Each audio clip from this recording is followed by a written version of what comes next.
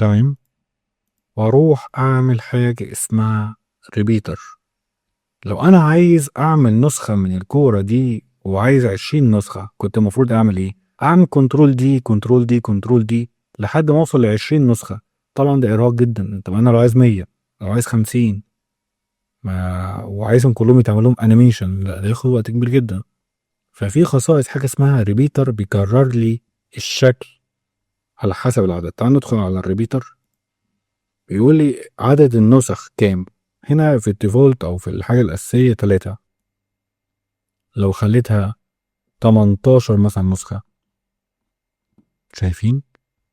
لا انا عايز كلهم يبقوا في نفس المكان بس وراه مثلا. بروح للترانسفورم بتاع الريبيتر، مش الشكل كله، للريبيتر نفسه. بقول له الترانسفورم للتكرار ده عايز البوزيشن 0 و0. شايفين؟ كلهم موجودين فين؟ ورا الشكل ده، كلهم موجودين في نفس المكان. طيب لو انا عملت حركت كده شويه، بعمل الريبيتر بقول له اعمل لي النسخ بس مشيها لي لحد الاتجاه ده. طيب تمام. والسكيل ممكن اقول له ابدا السكيل وكبره لحد ما توصل مثلا الحته دي. شايفين؟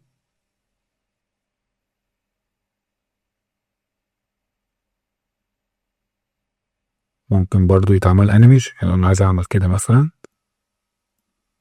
وبعد كده اعمل كده مثلا.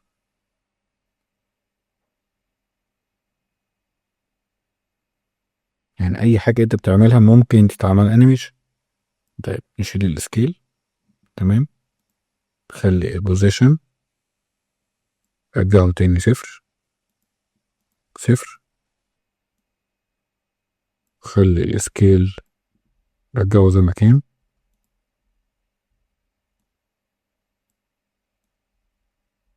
خلي بس هنا 100 عشان نبقى.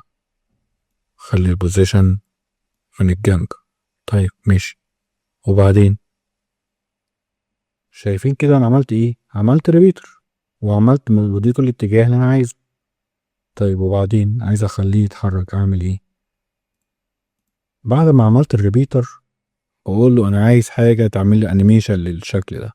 بيقول لي زي ايه؟ بقول له عايز اعمل ويجل ترانسفورم، يعني اعمل لي تحريك. شايفين الويجل اتحط فين؟ اتحط تحت الاليبس. لما يجي يتعمل اي تغيير او اي تأثير هيتأثر على الاليبس ده. لا انا عايزه يتأثر على الريبيتر، على العدد ده كله. فبخلي الويجل تحتيه. تاني، الريبيتر او اي متفاير موجود عندنا لازم يبقى تحت الشكل اللي يتطبق عليه.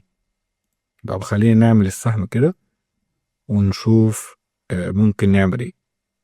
اروح للترانسفورم، يقول لي انت عايز الحركه تبقى عامله ازاي. اقول له مثلا عايز الحركه تكون بوزيشن عامله كده. شايفين تتغير معانا ازاي؟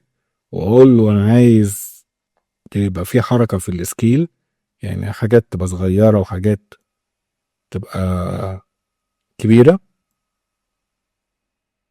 تعالوا نشوف كده نعمل، او تعال نقلل شويه السكيل.